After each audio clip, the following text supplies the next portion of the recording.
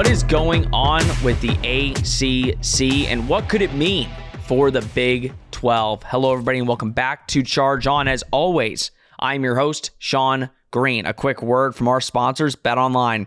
BetOnline.ag is your number one source for all your basketball info, stats, news, and scores. Get the latest odds and lines, including the latest player reports for this year's pro basketball playoffs. BetOnline is always your sports information headquarters this season, as we have you covered for all your sports wagering needs. Basketball, MLB, NHL hockey, right to UFC and boxing. BetOnline is the fastest and easiest way to get your betting info, including live betting options and your favorite casino and card games you can play right from your home. Head to the website today or use your mobile device to get in on the action. Be sure to use promo code Bleav to receive your 50% welcome bonus on your first deposit. BetOnline, where the game starts. Guys, it's episode 50. We've made it through 50 episodes of the Charge On podcast.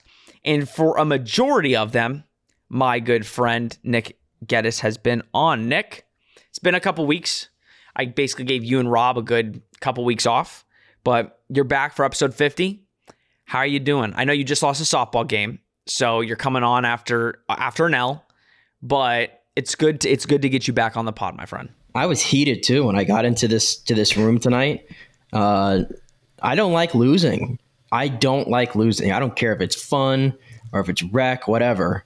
I cannot stand losing. I mean, you can ask my wife, okay? The entire drive home, like a 45-minute drive home, I didn't really say a word. Did not say a word. It just, you know what's funny, still Nick? Gets to me. Now, like, people, you know what, one of my biggest agitators is when people nowadays, like when you're an adult, guys, obviously we're not playing in the NBA, we're not playing Major League Baseball. When people tell me, hey, it's just for fun. Like when I go play a basketball game and like I'm taking it serious, I want to win. I don't understand how people can play a game and just be like, oh, it's just for fun. It's like, why play if you don't want to win? Have you ever understood that? No, I have never understood that. And I hate when you get out with a certain group that just wants to kind of like F around when you're out there, especially during basketball. I cannot stand it because, I gotta be young. I gotta try to be as young as we used to be. And this is the only competitiveness we have. So we need to keep it there. So yeah, I'm very competitive and I hate losing, but enough of that because we got business to talk about tonight. And I came on tonight because I know we were talking expansion and I love talking the expansion topic and we have plenty of it going on. No, it's good. And we actually, a lot of our viewers come for the expansion talk because most of our expansion videos are highest on the channel. So we appreciate you. If you're new to the channel, we appreciate it and love that you want to hear what we have to say. Now it's in regards to the ACC, Nick. And I think our last episode, I mean, we've had a couple episodes where we've talked about the Big 12 and Pac-12 and kind of that situation playing out. Obviously, it's been pretty quiet for the last couple months, right? The Pac-12 and the commissioners kind of keep pushing off the date. They're being very nice to the commissioner of the Pac-12 saying, listen, we'll keep pushing this date. You just need to find us a good deal. Everybody doesn't know about that. The Big 12 is still very interested in those Pac-12 teams and some other teams. We'll get into that today. But a report came out a couple days ago, which directly impacts UCF because it's going to impact the Big 12 and potentially people in the state. So a report came out about the ACC that the Magnificent Seven, which is basically 7 teams in the ACC, half of the conference, kind of hired some lawyers and some outside people to explore the grant of rights to see if there are any loopholes in this ridiculous contract that runs through 2036 to potentially get out. Now, Nick, with 7 teams, if one more team's like, you know what, I want to get in on this action, you're getting the majority of teams that are like, I want to get out. We talked about it, and we're going to get into in depth tonight because we want to look at all the teams and where these teams could potentially go. But we said it, that the ACC is a dead conference when that time comes. We don't know how long the ACC is going to be there, but we know at the end of the day that the cornerstones of that conference are either going to the SEC or Big 12 or Big 10, most likely the SEC. We said this conference is dead once those teams go because the conference is not competitive and it won't be sustained once those teams leave, which is why we said the Big 12 is in a perfect position. Let's get your take out front, right? What does this mean in the grand scheme of things? I know we both, I think, agree that nothing can happen with this contract. I don't know if these teams can just say, let's pay the exit fee, because it'd be way too much money. But what does it say that these commissioners, or whoever it is, in the year 2023, a whole 13 years before this contract's supposed to end, is saying, we're looking at ways to get out? I mean, it's kind of just college football, the world, the way it is right now, the whole landscape. You kind of have to plan your exit strategy. And to your point, the exit fee, I Bleav it's around $120 million. It's estimated to be. And even with some of the bigger budget schools in this conference, like Clemson, Florida State, Miami's, the North Carolinas, I don't know who's willing to pay that necessarily. But I mean, if you look at it just from like the money that these schools get from the ACC, I mean, it's valid why they want to get out. I mean, look at like a Florida State and a Clemson in particular, because those are the two teams that are on top right now in that conference and definitely have the biggest brands. They probably make up a majority of the eyeballs that are going on that conference when it comes to football, right? And a majority of the revenue that comes in probably is from those two schools alone. Yet they're getting an even distribution as a Boston College or some other filler team in the ACC. So from their standpoint, I see the argument right there. I definitely see the argument. And I know FSU's AD has been very adamant about that it really doesn't make much sense. It doesn't make much sense at all. And when you combine the fact that these schools in the SEC and the Big Ten are going to be making upwards of $30 million or more annually from these TV right deals, then what the ACC schools are going to get, you kind of have to add that up year by year. It's another 30, 60, 90, and so forth that you're just behind the eight ball. And it makes it very hard to compete. And when you're a level of those schools like Florida State, Clemson, and some of the others, it's just not going to work for you in the modern age. So I understand why they want to get out. But, to your point, we're 13 years ahead of when this TV deal is going to end. And it's not like one of those situations where it's the Pac-12 where we're trying to figure out if they're even going to be on cable or not, or they're even going to be on a streaming service or whatever. It's not that dire, but they've got to find an exit strategy. And, I know the ACC commissioner came out and said that he gets the feeling that these schools want to remain with the ACC. They just want to rework things.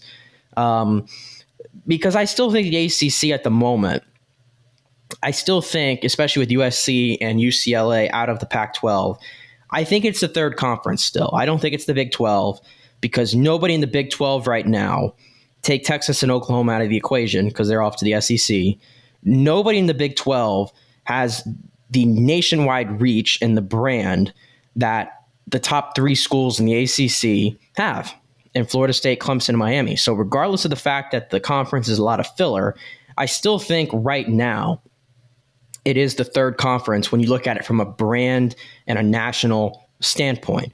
So if they can rework these deals and try to figure it out and keep in the ACC, it might be beneficial there, and we can keep that together, because I don't know how many more teams the SEC wants to add at this moment. They've kind of said that they're good right now.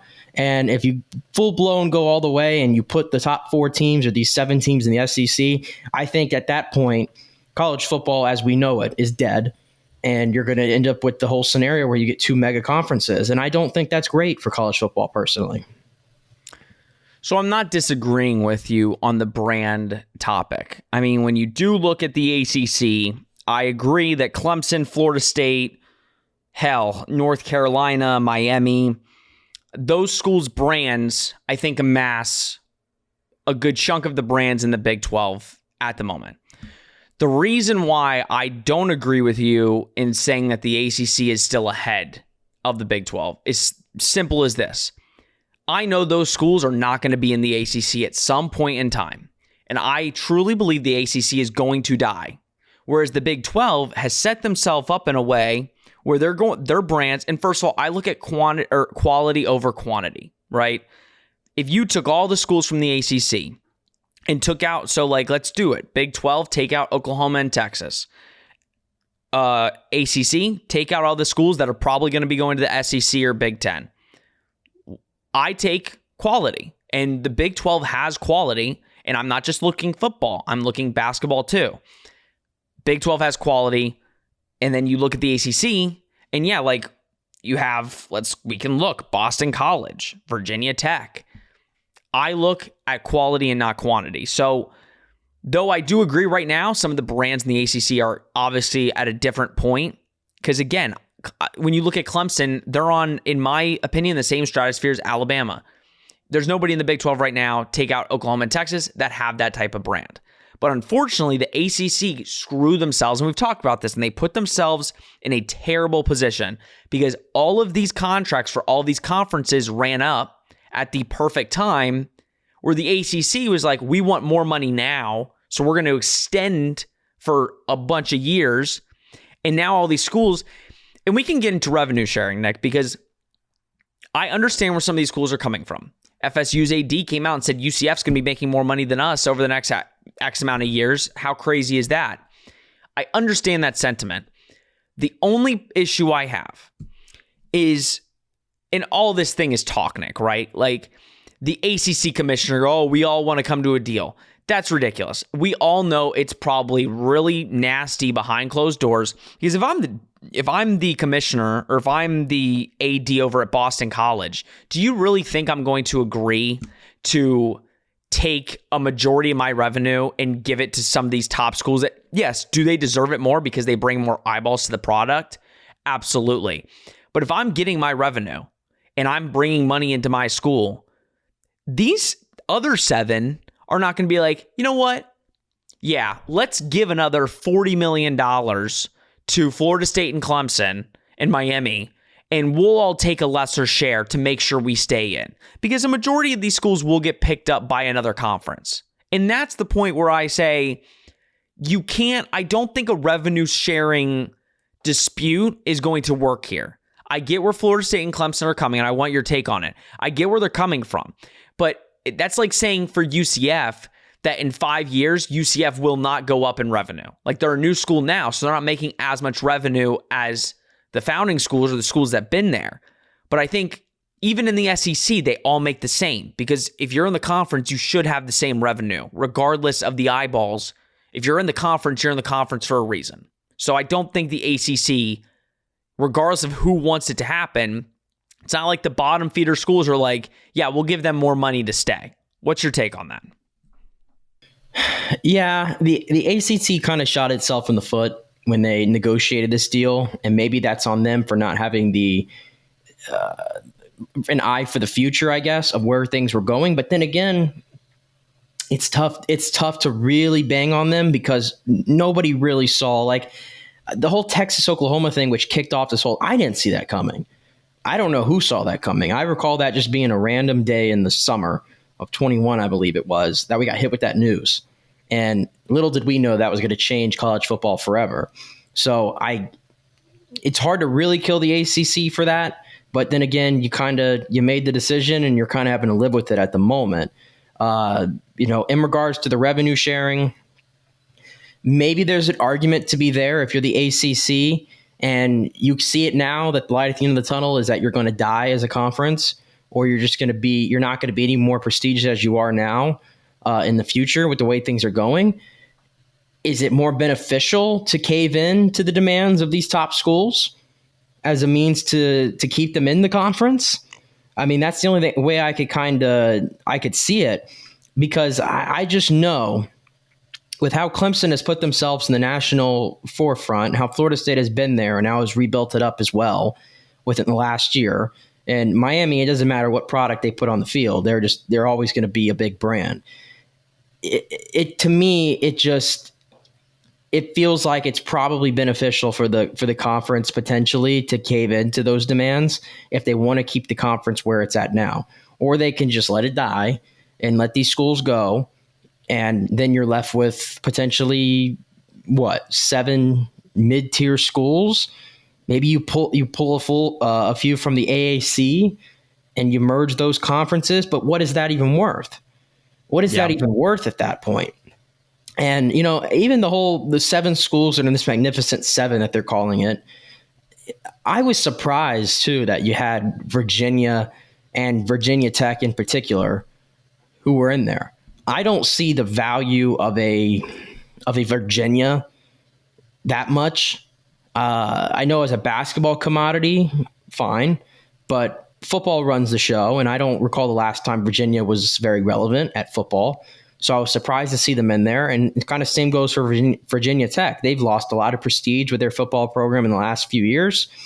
So I was surprised to see the 7 schools who were put here. I was surprised to see that North Carolina would break away from Duke. Those two to me always seems like a package, and I don't like that. I mean, the whole generality here is I don't like it. I don't like breaking up these rivalries and these schools that to me go hand in hand with one another. But again, it's just a product of where we are, and you kind of have to just roll with it at the moment. Well, we'll go through all these schools because I want to kind of map out if the ACC were to die tomorrow, where these schools would even potentially go. But to end the point on the revenue split, I get what you're saying. The ACC, knowing who's wanting to be like, we need to make more money or we're going to dip, even though, again, we talked about the buyout. Like, I only see maybe 2 or 3 of those schools saying, yeah, we'll pay the buyout. I don't know if all the other schools would say like, yeah, sure. If I'm Virginia, I don't know if $120 million buyout is something that their board is going to be like, oh, hell yeah, let's do that. But I do think like the ACC is in a terrible position because it's like you have to cater to the schools that are bringing in the most revenue. But then you also have another 7 schools who, regardless of how much revenue they bring in, they're still in your conference. So you have to figure out a way to cater to both where they're both happy. But Nick, I don't know if there's a middle ground that will that a, Pitt will be happy with and a Florida State will be happy with. Like, at the end of the day, Pitt's going to be pissed that Florida State's going to be taking some of their money away, and Florida State's going to be pissed if Pitt they don't get any of Pitt's money. Like, it's a no-win situation here, and that's why we talked about months ago where we're like, the path that the ACC is on is it's going to not be a thing in a decade. Like, we don't know when it's going to happen. We don't know how. We don't know who's going to make the first move. All we know is these teams are not going to be there, and at the rate of expansion and at the rate that it's basically a race to whoever can get the schools the quickest. It's like, if you take the schools from all the different conferences and put them into whatever your conference is, we'll see where everybody ends up. Because, like, it sucks because the non-Power 5 schools, we said, like, the American's not going to be a thing. In 12 years, all of the schools that are in the American that are of value are going to be poached and brought up to a Power 5 program, right? Like, we'll talk about Memphis. Memphis, who we talked about, saying, like, they are kind of next in line. They're a tier 2 school for the Big 12 for expansion. So it's like these schools that everybody knows are like up for grabs if people want them, they're the next in line. But Nick, let's go through the ACC schools. All right. So I wanted your input because I've got like schools that are going to the SEC when it's available. So I got Clemson, Florida State, Miami, right? I put North Carolina as either way. I could see the SEC wanting them, but I could also see them going to the Big Ten. Kind of outwardly, I agree with you. Duke, I'm shocked that North Carolina would split from Duke. That's like, the UCF USF rivalry. It's like, okay, like it sucks, but it is what it is. Duke, North Carolina is like the best rivalry in sports. So the fact that North Carolina is like, yeah, screw Duke. I get it's the rival, but it's like, you make a lot of your money on those games that you guys play each other. So let's go through the other list. I want to get your take on where you think these schools would go. Now, you can include the Pac-12. I don't think any of them will go to the Pac-12 because we all know that Pac-12 is probably going to die, and that's West Coast. So now they might want to go to the East Coast, but Big 12 included. Let's include the Big 12 and see where some of these schools could go. Louisville. Is Louisville a Big 10 school, or where do you think Louisville could end up? If the ACC was disbanding and dead tomorrow.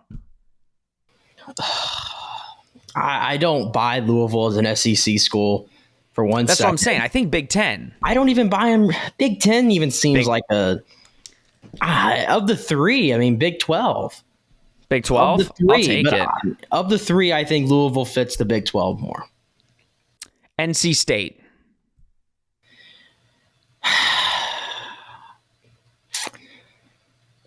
Big 10? But it doesn't. NC State in the Big Ten doesn't sit with me. Like that is a school that's like NC State still doesn't feel like a Big Ten identity for me. They feel like a Big 12 team. They feel like more of a Big 12 team. So I'll slot them in there for now. Syracuse. None of the above. None of the above. Wake. I mean, that seems like classic Big 12, doesn't it? It really does. Boston College. None of the above. North Carolina. Tentatively, the SEC.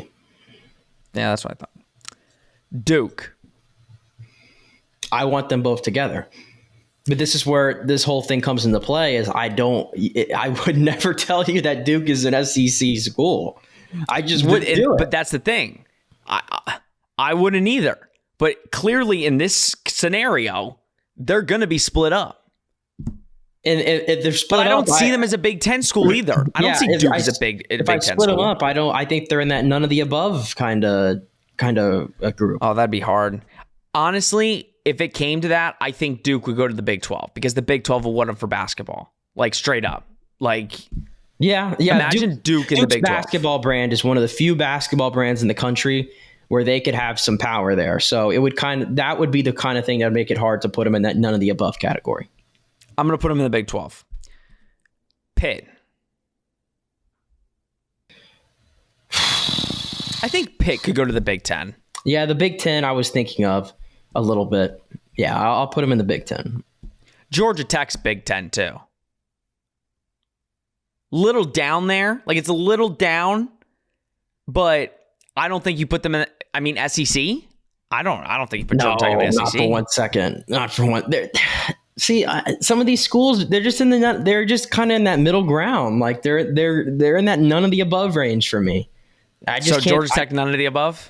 I just cannot see it in any other ones. I personally all right. Can't. Miami SEC.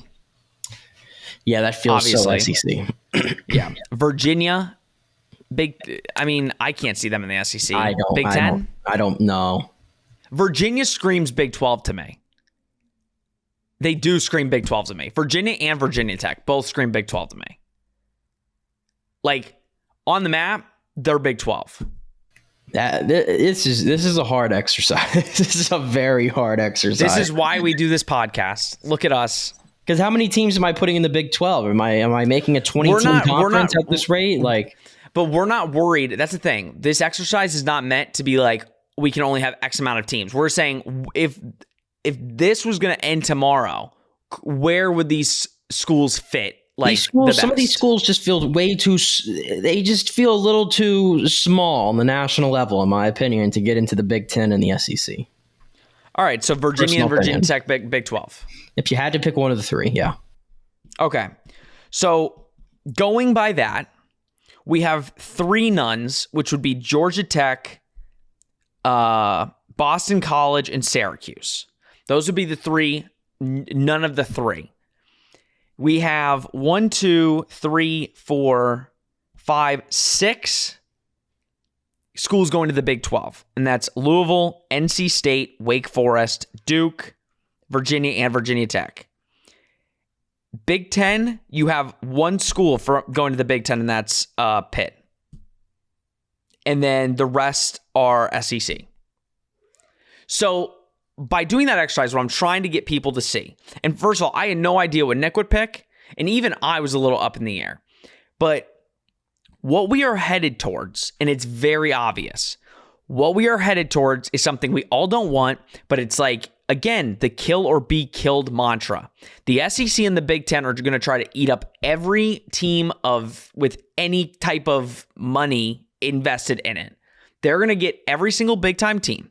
The Big Ten's going to get those guys right on the cusp of it. If they're good on the map, we'll take them.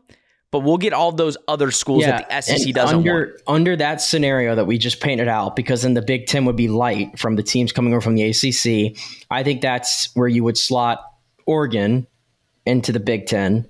Oregon and Washington. and Washington. The two from the Pac-12, I think from that, in this scenario, I think would go to the Big Ten to kind of round out that conference a little bit. And then obviously you would play with the rest of the Pac-12 a little bit. Yeah, and I think we've looked at the Pac-12, and I think we all agree the majority of the Pac-12 is probably going to go kaput. Like, they'll just go to whatever conference will accept them, besides the four corner schools that the Big 12 wants.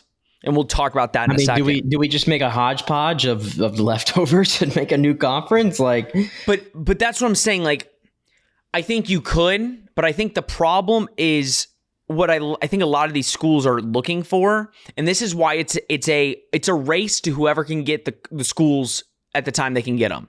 Because it's like the SEC is here to stay, the Big Ten is here to stay.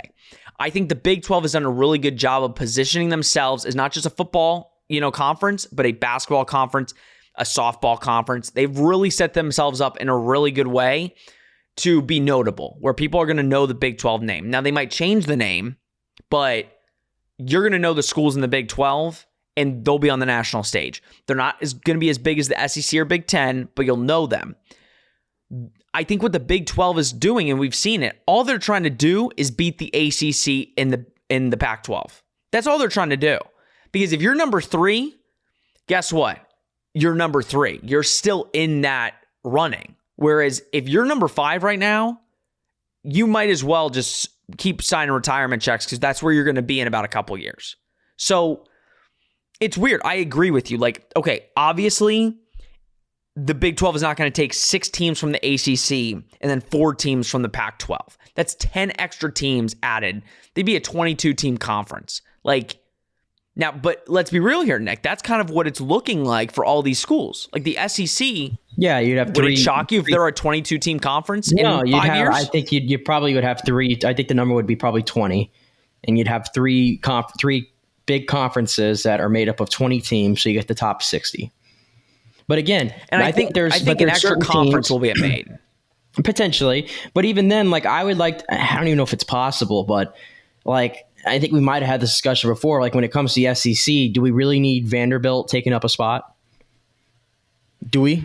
No, but I mean, what are you going to do? Force them to leave? That's where it becomes very difficult. I don't know how easy that is to do. I don't even know. Yeah, I don't even know how you do it. Obviously, there'd be a ton of pushback from Vanderbilt, but I don't see where they add any value to that conference at the moment. I mean, maybe I don't know when the SEC when their contract's up, but maybe it's a thing of like, we'll pay you to leave, like where the SEC's like, we will pay you $100 million to go find a new conference, and then a conference being like, okay, we'll take Vandy. Like it might be something like that. I think there definitely is going to need to be another conference, or it's going to be like where the American gets saved or the ACC is a thing, but all of the people that don't have a home just go to the ACC. Like it might be one of those things, because all of these conferences are trying to do is just stay relevant. And unfortunately right now, all of the relevant teams in every single conference are just looking to leave. And that's why I think, honestly, the reason the Big 12 is such in a good spot is because, listen, yeah, Oklahoma and Texas left, but nobody else is leaving. Everybody's staying sturdy. Nobody's like, okay, I want to leave too. If they left, would anybody pick them up? Probably not.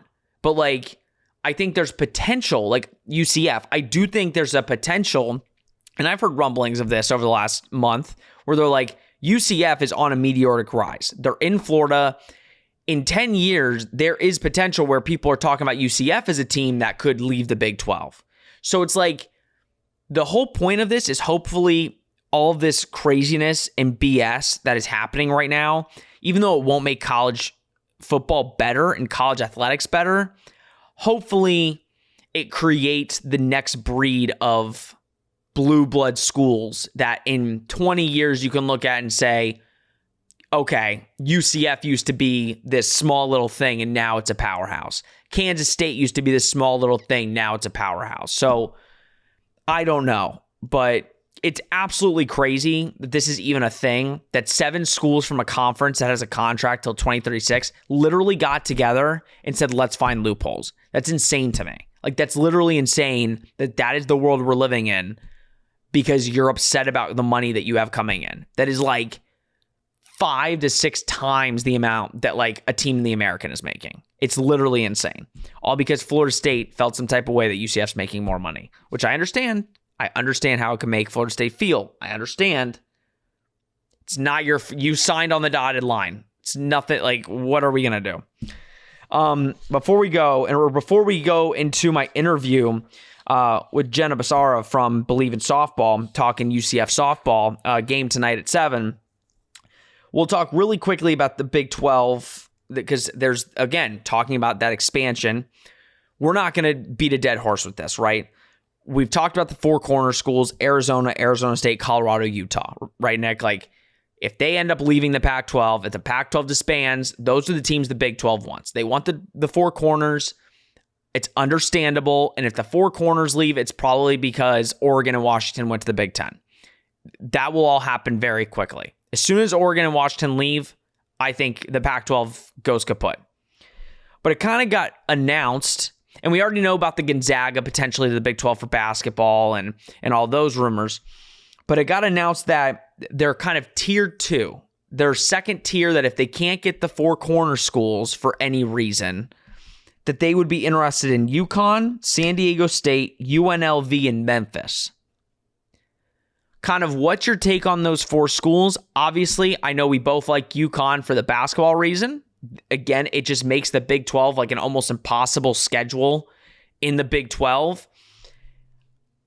I mean, San Diego State also, in a way, but I think there's positive and negatives to all of them. But kind of what is your take on those tier 2 schools if they can't get those 4 corner Pac-12 schools to join?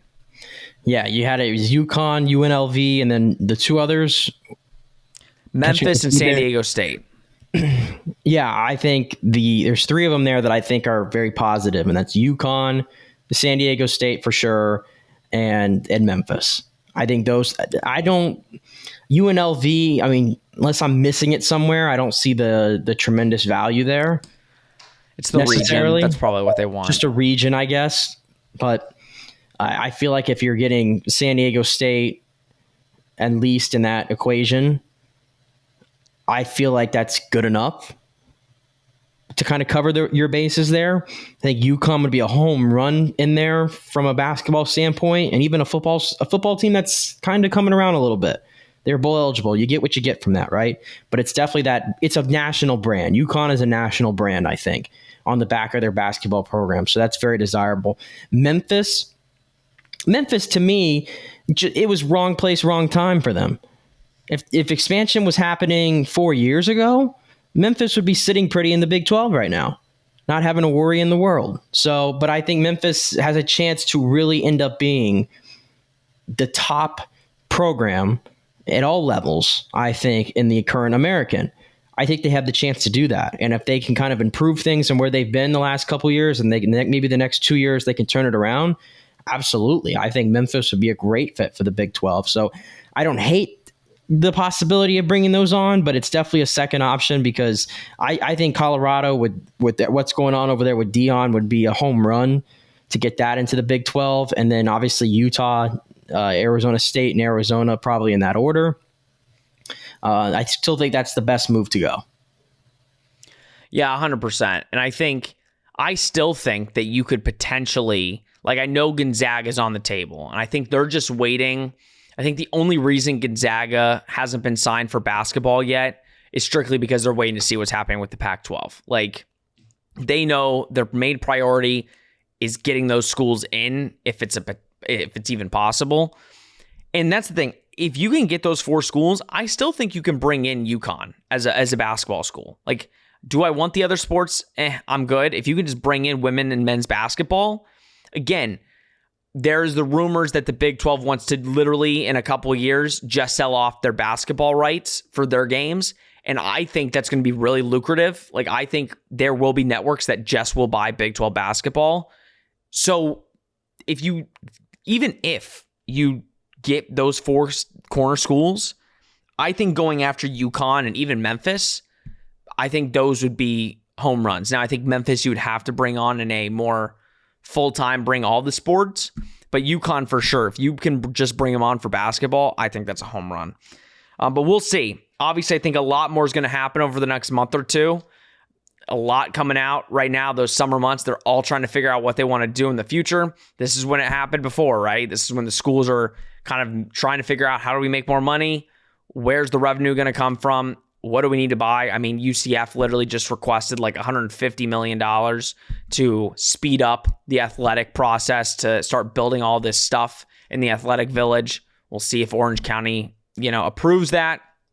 But it's a race to stay relevant. And that race is pretty scary for some schools that, again, what better time for UCF to be in the position they are? Because I will say, if there's any schools that are pretty much not nervous at all right now, it's the schools that are in the Big 12, SEC, and Big 10. Because they know, okay, I think we're safe for right now. Now, who knows in 5 years down the line? But the two schools that need to be sweating bullets right now that aren't the top schools, right, are the ACC and Pac-12 teams. All right, Nick, I appreciate it. I appreciate you coming on as always. You are a staple of the show. It's been 50 episodes. Let's do 50 more. How about that? And obviously more than that, but I think getting through 50 was a hassle anyway. So I think we could do another 50 pretty easily. It's been a good little journey so far. We started from literally nothing, and we're 50 episodes in. So let's do 50 more, and then 50 after that, and let's make it a 200. Let's just make it a 200. And we got to get to 100 first. 100 we got to get to 100, but I feel like we'll be pumping out a lot more, especially when we get to August. When we get to August to January, we're gonna turn up here a little bit. Yeah, you go back to our 2 episodes a week schedule. I bet you all can't wait for that. Just run us into the ground every week. All right. It's not over yet, guys. We've been going for about 30 minutes, but we've got 10 more minutes left for you. Jenna Becerra from Bleav in Softball is here with us in just a second to talk about your UCF softball team as they face South Carolina tonight in the Tallahassee Regional. Should be a good one. Should be a tough test for our ladies at softball, and we had a great conversation about it to get you ready for the game at 7 p.m. tonight. That interview starts right now. Welcome back to Charge On. That was a great conversation with Nick. But now to talk some softball, we have Jenna Becerra from Bleav in Softball. Jenna, I appreciate you coming on. A lot of our fans that watch this podcast, we've never talked softball. So it's our 50th episode, and we're getting some softball talk in for a team that deserves it. So thank you for coming on, and how are you doing? Yeah, thank you for having me. I love it. It's a big milestone all the way around. Softball, 50th episode. I'm honored. Listen, I appreciate it. It's been a long road, a good 8 months, but you love to do it. We love talking UCF here, and it's a big day, I should say, for UCF softball. I mean, I will say Coach Bear has done a phenomenal job. We love her at UCF. She's one of the cornerstones as coaches here at UCF, and she's really turned the softball team around. I mean, 4 years into it, she's really improved the program in all facets, and it's a fun team to watch. Last year, obviously, was one of the Cinderella years. I think we went 49-14, went past the regional, had to play Oklahoma. That wasn't so fun, but there was a lot of bright spots with the program. This year, I think it's safe to say, and I would like to get your take on this, in my opinion, now I don't watch a lot of softball, college softball, but I would say UCF probably had one of the toughest, if not the toughest schedules in college softball. I could go down the many teams that they played, but I think ultimately they struggled early out in the year, where some people were like, oh, it's not last year, it's a completely different team. But they've won 21 out of their last 24, Jenna. So what's been the difference in these last 24 games that really have got this team going? Well, I think you're absolutely right. I mean, Coach Bear, Cindy Ball Malone wanted to create that tough non-conference schedule early on for a few reasons. It puts you in a better position, like in theory, for the postseason, but also it's like you're going to the Big 12 soon, right? And you want to kind of have those big time, big pressure games under those big schools as much as possible. And they are coming off of a very historic year last year, to your point. First regional win, first hosting, time going to supers. So let's build on that success by trying to push even further. So yes, they did have a pretty tough schedule this year, but I think it's only going to bode well for them in postseason. And actually, their regional is probably one of the toughest in this postseason. And a large part of it is because of them getting picked to go to Tallahassee. I mean, yeah, looking at the matchups, if everything goes according to plan, you look at it and you're like, what a bad draw. I mean, last year you get to host a regional, and that wasn't easy either. I mean, you get Michigan right out the gate. That wasn't an easy task. This year you get South Carolina to open up. Now, UCF has had matches with South Carolina over the past couple years. I think they're 2-3 over the last couple years against South Carolina.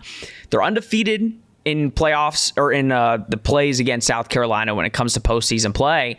But, how tough of a matchup is this? Does UCF match up well against South Carolina? Florida State's a whole other beast. We'll get to them in a second. But do you think this lineup can go out there and beat South Carolina tonight? I think both teams have momentum coming into this. And that's like what makes the postseason so fun. Like you said, majority of the last 24 games or so, like UCF has come out on top, and you have like them winning the tournament and, Sarah Willis getting most outstanding player, like all of those things stacking up. But in addition, South Carolina, as the number 10 seed in the SEC championship, made a run historic on their end as well to the championship game in the SEC. So they both have momentum. So I think it's less about who maybe on paper has what could be the winning, traits. And it's more about who's going to show up on that day, because both of them have the capability. But who will execute on the day? Anyone can beat anyone on any given day. Who's going to do it on that day? Now, Sarah Willis has been a bright spot for UCF, especially this postseason, the American tournament. I mean, she was phenomenal. How big of a role is she going to need to play for UCF? We know UCF has some big hitters. They can get on base. They score runs in, right? But how important is pitching going to be, especially against the South Carolina team?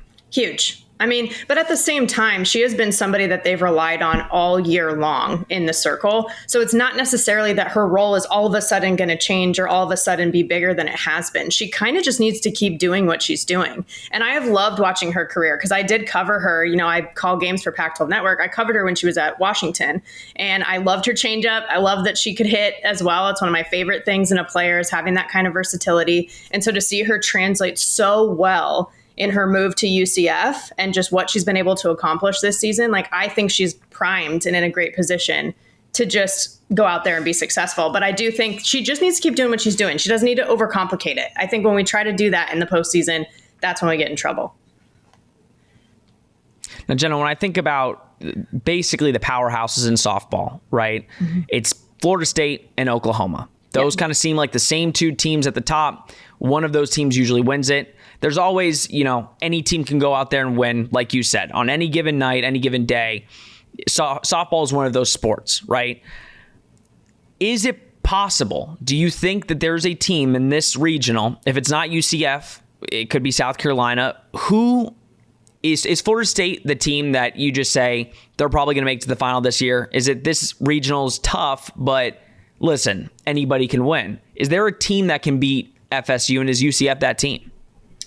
I think yes and yes are the short answers. I do think, last year, you look just 1 year ago, Florida State didn't make it out of their own Tallahassee Regional in 2022. Like that already was a surprise. We have surprises every single year. 3 unseeded teams went to the Women's College World Series last year, and they all went on the road and had these huge upsets. There's no reason why that won't happen again, at least in some of these regionals. And I do think Tallahassee, compared to some of the other regionals, has just the most even amount of talent in one place. And the fact that UCF has that momentum that I mentioned earlier coming into it, like certainly. And I do think that they have shown that they can also perform when it matters the most. We hear all these awards being announced, for the season, like all region and all conference and all that stuff. But really looking at how people perform when it matters the most in the postseason, when the pressure is on, we have seen UCF know how to do that and how to compete. And so I think they do have a chance to do it. South Carolina is going to be tough too. I don't think anybody can be overlooked, but there's that familiarity aspect as well with UCF and Florida State. Being like not too far away. They're going to make the drive right over to Tallahassee. So I think anything can happen. Talking outside of the regional, we are now getting primed and ready for the Big 12. That's the excitement around Orlando, is that move to the Big 12. Obviously, the big dog in the Big 12 right now is Oklahoma. I was looking at the record yesterday and looking at some of their stats. It's amazing to me that a collegiate team can lose one game in an entire season. That boggles my mind. But obviously, Oklahoma's not going to be in the Big 12 for long. They're going to the SEC. Yep. That's good for them. In your opinion, over the next year or two, because UCF's making that jump over to the Big 12, who do you see as the big hitters in softball over in the Big 12? I mean, you obviously have to say UCF has a solid chance going from here into the Big 12. They kind of ruled the American for the last couple years, ever since Coach Bear's been there. But who do you see as the big hitters going into the Big 12? It is interesting. And I, generally speaking, don't know how I feel about these like quote unquote super conferences with Oklahoma and Texas going to the SEC, for example. But I think that UCF is in a really unique position, at least from the softball perspective, because they have been competing at what I would call a Power 5 level. And now they're going to get to automatically have some of that baked into their schedule. So, for example, this year going to the regional, they're like the number 3 seed in terms of within that Tallahassee Regional, 3 out of the 4 teams. That kind of won't necessarily be an issue anymore. Like they should be able to get at least a 2 seed because they'll have even more tough schedule baked into what they're looking at. So to me, I think UCF is in a really, really cool position. I mean, Oklahoma State for softball has been consistently good in recent years, especially making it to the World Series several years in a row. Like they're going to be tough. But I think that UCF also is going to, because of this move and because of a lot of the visibility that they've been getting playing on ESPN as well, they're going to be able to recruit even better too. And they've already, I think, made some great moves in terms of their staff. Having Jen Salling on as an assistant coach who has been there, won a national championship at Washington as a player, won the bronze medal for Team Canada, the first ever medal for Canada for softball in the Tokyo Olympics. Like she knows what it takes not only to win, but to just stay with it, to stay with the grind and just let things play out and trust the process. So I think putting the right people in place like that is also going to help. I really hope so. And I'm glad we're making that move because I know a complete different rival school would have taken Coach Bear last year. So I'm glad we're making that jump and gave her a good raise, and hopefully that keeps her here for the long haul. I really hope so. Guys, tonight, 7 p.m., UCF takes on South Carolina. You don't want to miss it this entire weekend. It's softball heaven, so make sure you tune in. Jenna, thank you so much for coming on. I really appreciate it. Yeah, of course. Thank you for having me. I'm really excited to watch the Knights this postseason. 100%. Let's hope for the best. Guys, this has been Charge On, presented by Bet Online. We will see you next week.